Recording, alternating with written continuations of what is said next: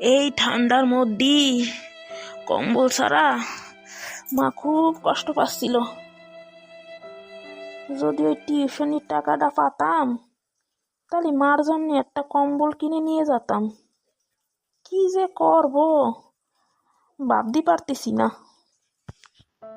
ছেলেটারই column, বাবা মানিক আমার জন্য একটা কম্বল আনবি, কাঁথাগুলি সব ছিঁড়ে গেছে। এই ঠান্ডার মধ্যে আর থাকা যাচ্ছে না।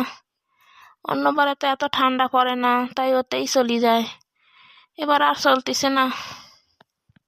তাছাড়া ছেলেটারি বললি বা কি লাভ, ওরে বললি পরে ওর টেনশন বাড়ে, তার জন্য বলতে চাই না। যাই এখন বাড়ির দিকে যাই, আমার গিয়ে রান্না করতে হবে। ছেলেটা এখনো না খাইয়ে বসে আছে আমার জন্য।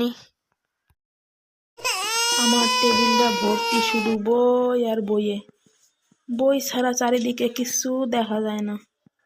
আগে এই বই দেখলি মনটার মধ্যে কত শান্তি লাগতো, আর এখন বই দেখলি মাথার মধ্যে ঘুরতে থাকে, নিজের প্রতি অবহেলা লাগে, আর ভালো লাগে না এই বইপত্র।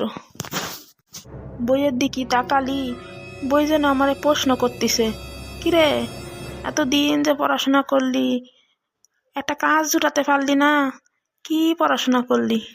সারা জীবন ওই একটাই প্রশ্ন থাকি গেল মনের মধ্যে, সারা জীবন পড়াশোনা করলি একটা চাকরি জুটাতে পারলি না, এই পড়াশোনা করলি।